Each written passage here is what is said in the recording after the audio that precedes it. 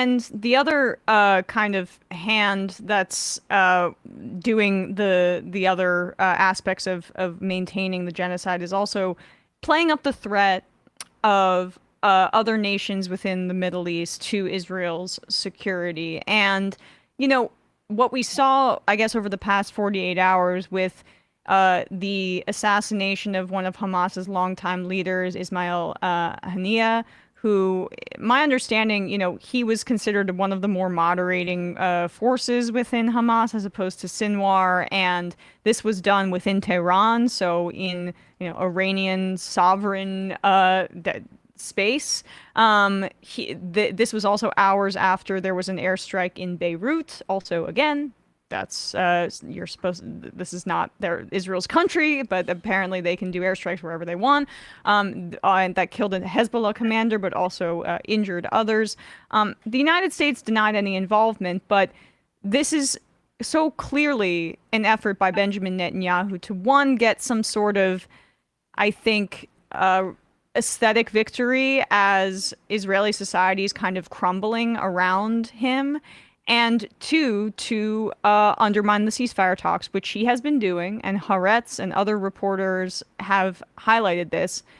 He has been doing this now for 7 or 8 months, undermining any ceasefire process. Can you speak about that and how this is just such a farce at this point? Yes, you're absolutely right. It's not just undermining the ceasefire talks. Look, I think what's important to step back. If Israel were truly interested in having the Israelis returned, the Israeli captives returned, they know that the only way that can be done is if there is a ceasefire and if Israel releases Palestinian political prisoners. They've known this from the first day, and we're on now day 300. It's become clear that the only way that Israel can release large numbers of Israelis is if there is a ceasefire. And that's why the ceasefire that took place in the end of November is what led to the release of a large number of Israelis. But and despite the fact that he knows this, it's become clear that he doesn't care about the Israelis at all. Quite the contrary, because what he's doing is he is constantly just amping up this genocide, and not just a genocide that is in Gaza, but he's also attacking Lebanon. He's also now attacked Iran twice, because he just doesn't care about the Israelis. But more than that, he wants to set the entire region aflame so that he can stay in office. Yep. The public opinion polls are showing that Israelis do not want him any longer, that if anything, he's going to be the one who's held to account. Not just for what happened in October, but for his corruption that predated October. And so they're done with him. And so he knows that. And because he knows that, he's willing to set the region on fire in order to stay in power. And this is the height of narcissism when it comes to being a leader, that he's willing to put everybody in jeopardy just in order to maintain his rule. He's willing to go down and commit genocide in order to maintain his rule. And it shows the weakness of the international system. If nobody can stop this monster, then what good is it that we have a system of international laws and international courts and so on, when he's proven that all he can do is do whatever he wants and set the region on fire, because that's what's going to keep him in office and that's what's going to keep him popular. In terms of setting the region on fire, Bradley, can we show this footage of what's coming out of Iran? This is a procession for a funeral for Ismail Haniyeh. I'm sorry, I'm terrible about pronunciations. I'm catching it from Sam. That's who I'm blaming it on. But this was some footage, and this is confirmed by CNN that the funeral procession was quite large of for the Hamas leader in Iran here.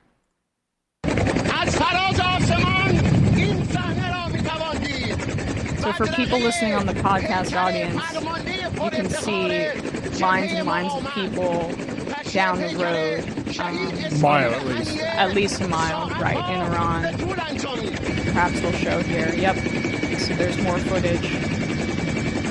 The only reason I show that, I think that's good, Bradley. The reason I show this is because I think in the Western press, yeah, there is this incredible arrogance about what we should be doing, what we're allowed to do to a region that should be sovereign, that should be able to have democracy, to self-actualize, to have dignity, and how, with our continued support for the Zionist project, the United States delegitimizes itself to millions and millions of people. And that's why this is such a precarious moment here with Benjamin Netanyahu and his government attempting to draw the United States into a conflict with Iran. Now, I have my doubts that Iran's going to respond to this because they have showed restraint. They did not retaliate in a way that was destructive when they could have after Israel killed some of its leaders by bombing the Damascus consulate a few months ago. So I'm not sure this will spark a regional war because of the United States also doesn't want it, even though they want to support Israel. But but you can see how Israel is attempting to draw the United States in, and what that does for widespread reception among millions of people about America and our role in all of this. Yeah, you asked a really important question a little earlier on, and you said you weren't sure as to whether the United States knew or didn't know about this attack on Ismail Haniyeh. And either way, it's worrisome, and either way, it doesn't matter. Right. And the reason that it's worrisome is that if they don't know what their client state is doing, that's pretty bad. And if they do know what their client state is doing, that's also pretty bad, because the idea that they would be authorizing going into another country and carry out a political assassination, again, of the person who is negotiating for the end to this attack on Gaza is pretty worrisome. And at the same time, it also doesn't really matter because it's become proven that it's Israel that's calling the shots, not the United States. This was clear when Netanyahu went to Congress just last week, and he was very clear in saying that he's the boss. He's the one who's doing everything. In fact, he said to Biden, "You told me not to go into Rafah, and I did it anyway." It was a nana nana boo boo. But I think that the issue about whether the U.S. is being dragged into this, you're absolutely right. Netanyahu wants this to be a regional war with the United States not only paying for it, but getting directly involved in it, because he wants to emerge victorious. And the only way that he's going to be able to emerge victorious is if he can say that he wiped Gaza off the map, which so far he has managed to get rid of. He's managed to destroy the largest Palestinian city, which is Gaza City. He's made the Gaza Strip unlivable. And I can just see that thousands of Palestinians are going to be leaving Gaza once that border opens, because there's no way they can have a life there. So he wants to be able to say that he did that. And he wants to be able to say that he's the person who got a peace agreement with Saudi or with any other country as well. And by pulling the United States into this, that's what he's hoping to achieve, is that there will be a larger regional instability, which will then force the United States to get involved. This is exactly what he wants. And it's surprising that this administration continues to place right into his hands rather than telling him stop. Surprising, yes. So now I would love your assessment of this. I think people think it's impolite. I don't really care about being impolite to Joe Biden because he's presided over a genocide, but I think people think it's impolite to ask this question. Has he been entirely manipulated by Benjamin Netanyahu because his brain is not seemingly working anymore, and he doesn't know when Netanyahu is humiliating him on the public stage? Like, I'm only speaking about self-interest from a political perspective, about not getting humiliated, about trying to have some dignity. I mean, all these politicians have enormous egos. As somebody who's been an advocate for Palestinians, you're Palestinian Canadian, and of course have been immersed in this for so long. Like, what do you see here with the Biden-Netanyahu relationship that makes this so uniquely destructive and that Netanyahu has clearly taken advantage of? Look, I think the big thing is that Biden has always said that he himself is a Zionist. And if you look at his record of voting, he's always been on the wrong side of history, incidentally. But particularly on this issue, he's always stood shoulder to shoulder with Israel because he is a Zionist. Now, since he authorized the genocide back in October, I think that he has not only continued to dig his heels in, but I think he's dug his heels in even knowing that this would eventually cost him the election.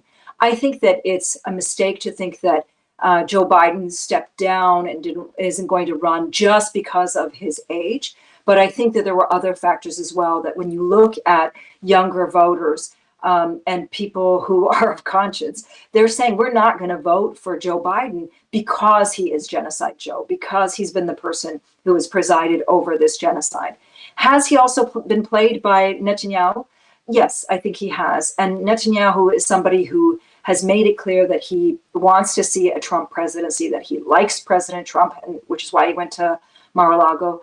And so for him, he likes having Republicans in office because it allows him to push his agenda even further. So he's trying to push this as far as possible until the next election, hoping that it will be a Trump win, so that he can then continue the next phase of his plan, which is not only the ethnic cleansing and genocide in Gaza, but turning his sights to the West Bank as well. And we've already seen this. We've already seen him start in on the West Bank with more than 500 Palestinians killed just since October. And Smotrich being in charge of that, and also basically removing military authority and just having the settler gangs that he's a part of being now the primary authority in the West Bank's a part of that as well. But yeah, I mean, it is just astounding to me, I guess, from a really 40,000-foot view, that Biden's emotional attachment to a Zionist project, which is a colonial project, and one that is inherently involves murdering since 1967, since 1948. It's been about ethnically cleansing and ruining millions of lives. How one can rationalize that through racism and still have an emotional connection and idealize that project in the year 2024, that's the thing that I can't put myself in that mindset. And even to tank your own electoral chances, knowing that it's this much of an emotional project for you. And I don't know. Diana, your final thoughts there. Yeah, you're absolutely right. I don't think that people realize what Zionism has meant for Palestinians and what it has done to Palestinian lives, to Palestinian land, to Palestinian bodies.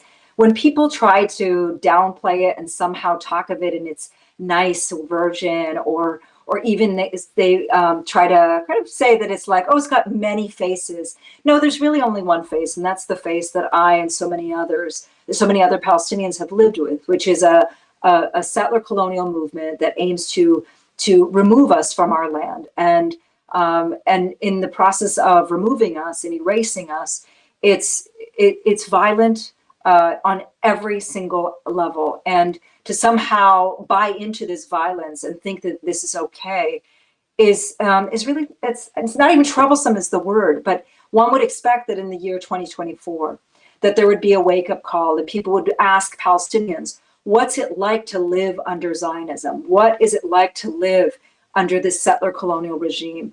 And we can easily just point to what Israel is doing in Gaza, because that is what Zionism is about. It's about killing Palestinians. It's about erasing them. It's about destroying their homes, taking over their land, and pretending that somehow everything is lovely. It's a project of Jewish supremacy at the expense of Palestinians, who are the indigenous people. And it's terrifying and really must come to an end. Diana Buttu, Palestinian lawyer, former advisor to the negotiating team of the Palestinian Liberation Organization. Diana, any place else there where people can find your work that you'd like to plug here? Yeah, I'm on Twitter or X at Diana Buttu, also on Instagram, and I have a podcast that's called This is Palestine, where you can hear a lot about the stories that are not being covered in the mainstream corporate media. Thanks so much for your time today. I really appreciate it. Thank you. Hey, folks, don't forget to hit the subscribe button and check out our daily show. We do it every day at 12 p.m. Eastern for about 2.5 hours. We even take phone calls. You should check that out.